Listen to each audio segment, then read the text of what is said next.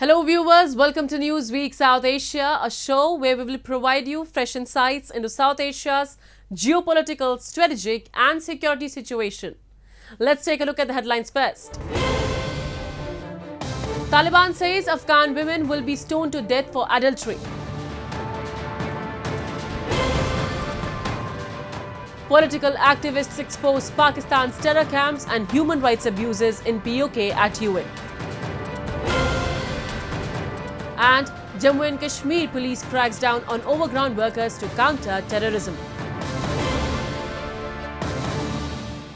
In a recent development, the Taliban has issued a new edict imposing harsh penalties such as public flogging and stoning to death for women accused of adultery in Afghanistan.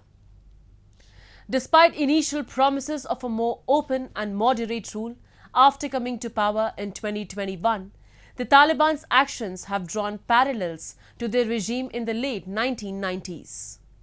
Over the past 2 years, Afghan women and girls have faced increasing exclusion from public life, including access to education and recreational spaces like parks and gyms. This comes amid Afghanistan's deepening economic crisis and the looming threat of societal collapse.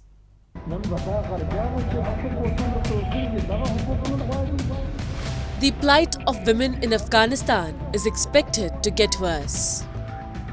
In this audio message, the Taliban's supreme leader, Haibatullah Akhundzada, announced that the group would begin enforcing its interpretation of Sharia law in Afghanistan, including reintroducing the public flogging and stoning of women for adultery. The Taliban regime has vowed to start public stoning of women to death if they commit adultery.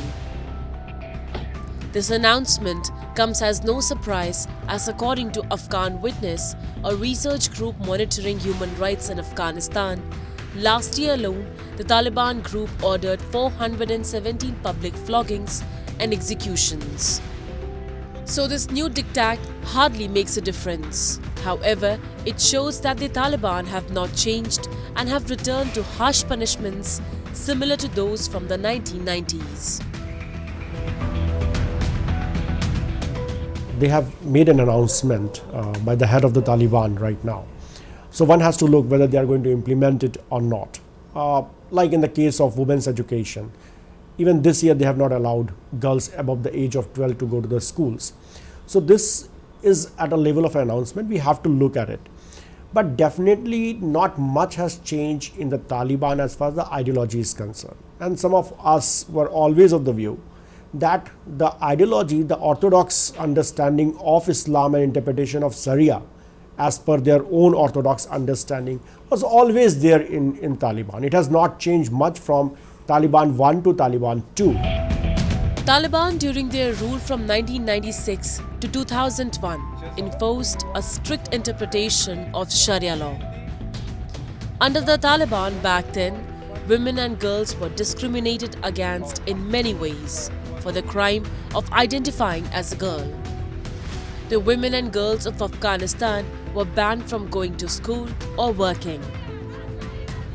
Healthcare was only accessible to them only when delivered by men. If a woman left the house, it was a full body veil, burqa, accompanied by a male relative. Women who suffered harassment and other forms of violence could end up being accused of moral crimes and adultery and risk being stoned to death as punishment. And Taliban 2.0 is no different than Taliban 1.0, as despite the claims made by Taliban to be moderate this time, once again, women and girls are erased from public and social life. Immediately after the Taliban took over in August 2021, women and girls took to the streets to protest, but were met with violence, arbitrary detention, and even killed. Since the Taliban have been back in power, women and girls have been banned from attending secondary school or working or appearing on TV or even just going to a park. When they came, one of the issues, as I said, that they wanted an international legitimacy. So they have to show that there is certain changes within Taliban or in their ideology. But we have seen over the years, immediately after coming back, they have banned the girls' education, the women are not allowed to work, women are not allowed even to go out on their own.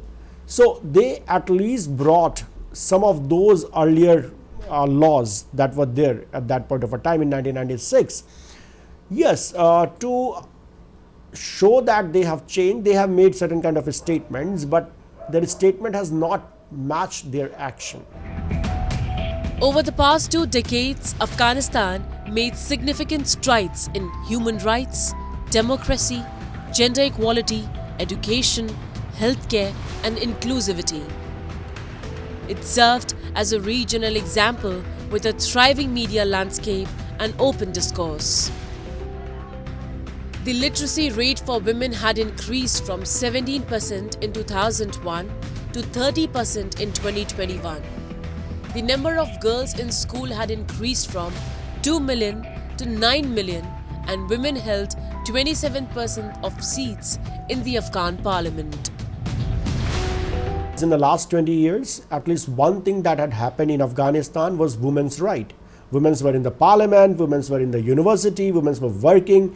Now you cannot, and this is proved all over the world, that you cannot keep women inside and you think that your society will develop. If you debar them from schools and universities, then you are debarring at least half of your population. And this is realized by all over the world. So Afghanistan, by doing this kind of a thing, it's not only hampering its economic development, but also the social development of Afghan society in the long run. However, since August 15, 2021, uncertainty has prevailed, raising fears of human rights violations for activists, former government employees, women and minorities, as highlighted in a recent UNEMA report detailing over 50 decrees curtailing women's freedoms. According to the report, there has been an increase in police harassment in public spaces and further limited women's ability to leave their homes. 57% women in Afghanistan feel unsafe leaving the home without a mahram or male guardian. Today, Afghanistan is the only country where girls are banned from going to schools. A recent analysis by the UN Children's Fund, UNICEF, found that prohibiting girls from attending high school also has a financial cost, costing the nation 2.5% of its annual GDP. According to the UNICEF, if the 3 million girls in the current cohort finished secondary school and entered the workforce, the Afghan economy would grow by at least $5.4 billion. However, it appears that under the current circumstances, their contribution is headed towards zero.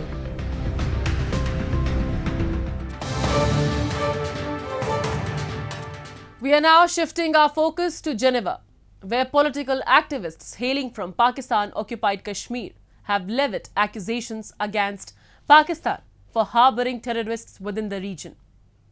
Speakers during the event also shed light on Pakistan's alleged human rights violations in the area, while also condemning the exploitation of natural resources, leading to substantial environmental degradation. Pakistan has been accused of providing refuge to terrorists in Pakistan-occupied Kashmir, a region that has been under its forceful occupation for decades. The United Kashmir People's National Party has brought forth allegations exposing Islamabad for allegedly operating terror camps in POK, violating human rights and exploiting natural resources in the region. These revelations surfaced during a side event titled Human Rights in Pakistan at the 55th session of the UN Human Rights Council in Geneva. During the event, activists also shed light on the presence of numerous terrorist training camps in POK, asserting that these facilities are utilized to train individuals who are subsequently dispatched for infiltration into Jammu and Kashmir, as well as neighboring Afghanistan. As we know that there are more than 22 teenagers are forcibly taken by the extremist groups in Bagh Azad Kashmir for the purpose of jihad training. They will train them, they will send them to Afghanistan or Indian side of Kashmir. We were here to ask international community, United Nations to intervene to protect life, liberty and property of the Kashmiris who are living under Pakistani occupation. Beside allegations of sponsoring cross-border terrorism, Pakistan is facing criticism for its dire human rights track record. Decades of reports have detailed numerous violations in the Pakistan-occupied territories, including political repression, forced disappearances, torture, and restrictions on freedom of expression. International human rights organizations and advocacy groups have extensively documented these infringements in POK and Gilgit-Baltistan. Furthermore, the occupied territories struggle with socio-economic challenges such as poverty, unemployment, inflation, and illiteracy. Activists at the UN event underscored limited access to education, inadequate infrastructure, and insufficient healthcare services. Additionally, speakers accused Pakistan of exploiting natural resources from the occupied regions, resulting in significant environmental damage. We are facing forcibly divisions. We are facing religious hatred. We are facing draconian laws which imposed the government of Pakistan. Our natural resources is plundering. Our forest land is allotted to the Pakistan army.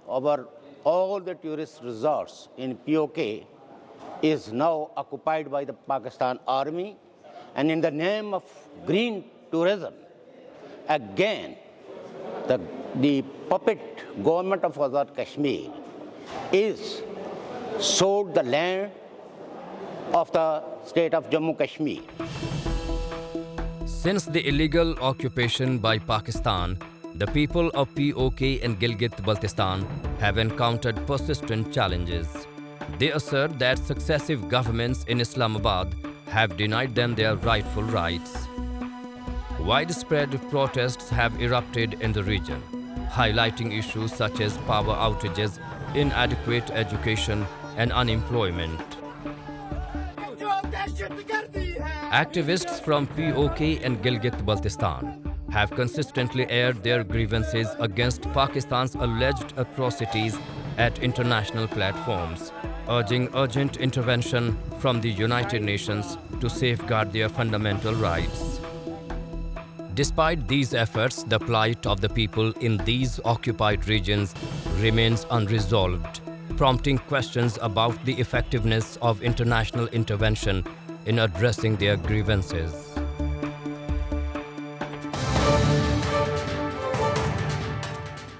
Overground workers form a vital bone of terrorism in Jammu and Kashmir, especially in the valley. The overground workers are eyes and ears of terrorists, and therefore, Indian security forces are focusing their attention on overground workers. The overground workers are the people who provide logistic support to the terrorists and assist them in their surreptitious movement. Though tracking overground workers is a huge challenge, security forces are planning best strategies amid changing dynamics of counter-terrorism in Kashmir. A report. In India's Jammu and Kashmir, 3 people have been detained on suspicion of receiving material deliveries from drones that crossed into Anya sector from Pakistani side. The suspects, Gulshan Naz, Imtiaz Shah and Abid Shah were identified by police as the overground workers and terror associates. Their homes were searched where digital evidence showing how they used to communicate with their handlers in Pakistan was found. Mohammad Qasim, a Lashkar-e-Taiba member and designated terrorist, has been identified as the handler of overground workers. LET का leader है मोहम्मद काशी और उसका नाम बहुत सारे previous terror incidents में reflect हो चुका है जो पिलीग्रिम्स की बस में जो ब्लास्ट हुआ था कटरा में, इसमें मास्टरमाइंड मोहम्मद कासिम था। उसी की भेजे गए आईडी से ये ब्लास्ट हुआ था। जो नरवाल में ब्लास्ट हुआ था पिछले दिनों में, वो भी कासिम की प्लानिंग और एग्जीक्यूशन थी। Jammu and Kashmir police have announced a bounty of rupees 10 lakh on Qasim. According to police, Qasim is currently based in Pakistan. Terrorists like Qasim often use advanced technology so that the communication remains undetected between them and overground workers. Last year, the government had blocked several mobile applications which were reportedly used by terrorists in Kashmir to communicate with their supporters and on-ground workers. अभी तक की investigation से हमको ये प्रतीत होता है कि ये कंटिन्यूअसली कोशिश करते हैं यंगस्टर्स को किसी ना किसी तरीके से इनको कांटेक्ट करके कुछ लालच, कुछ प्रोपागेंडा और कुछ मिलीजुली से इनको प्रलोभित करके इनको अपने दायरे में लाए।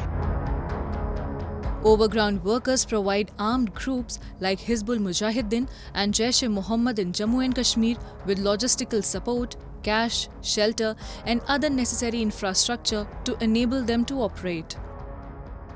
Overground workers are essential to terror attacks because they give tactical elements real-time information and support.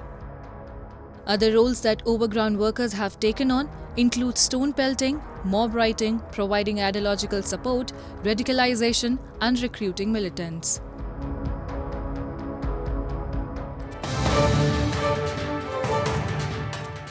Now let's shift our focus to Balochistan, a province in Pakistan known for its wealth of natural resources. However, Balochistan has been besieged by numerous challenges ever since it was forcefully annexed by Pakistan in 1948.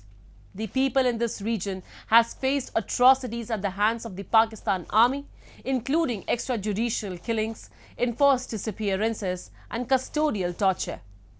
Recently, amidst the 55th session of the United Nations Human Rights Council, Baloch Human Rights Council convened a side event in which several prominent speakers underscored various aspects of the hardships endured by the Baloch people in Pakistan.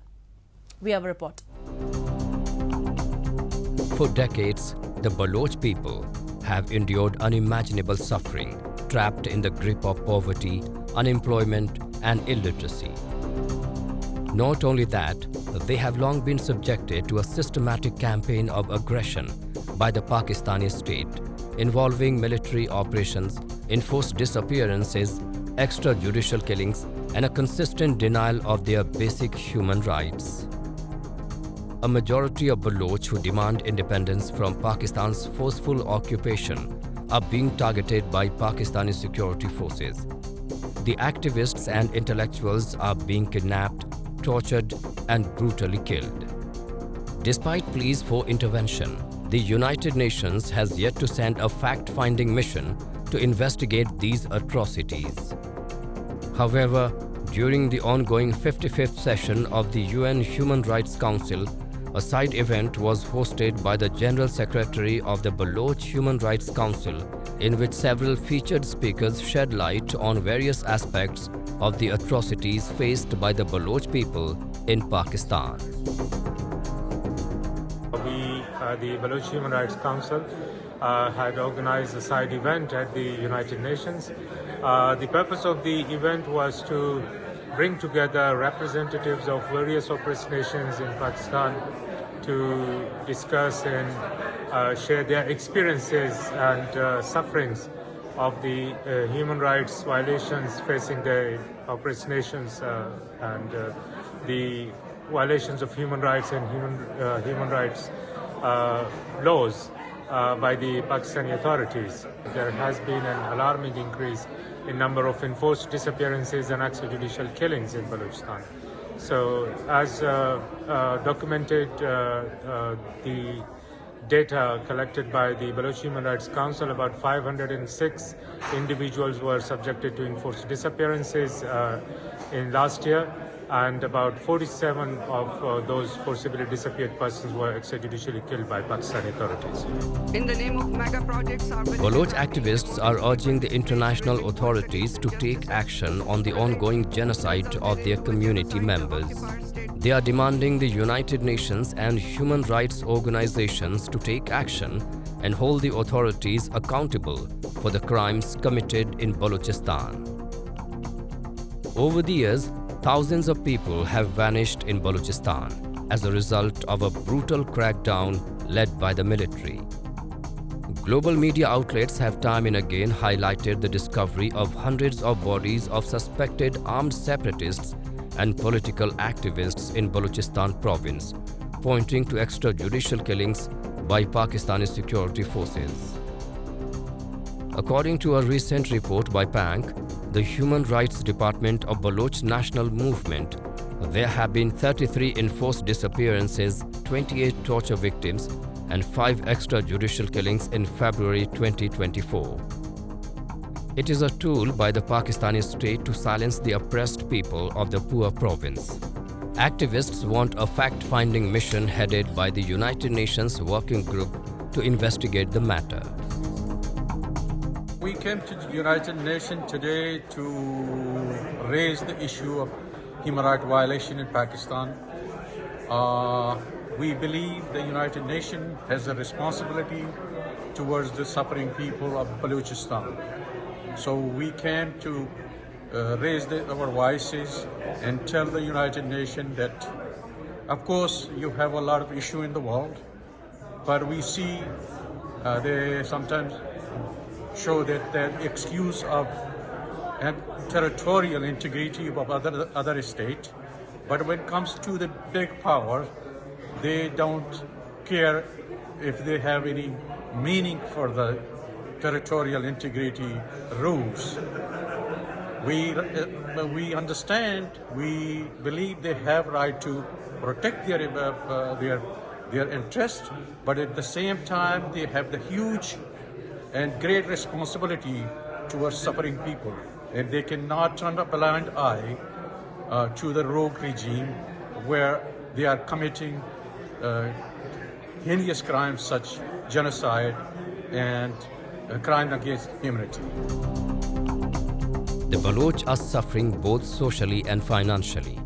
A large number of them who have migrated to other countries for their safety are now demanding the United Nations and other human rights organizations to protect the Baloch identity. They have high hopes from the international community as they continue to fight against repressive policies of Pakistan.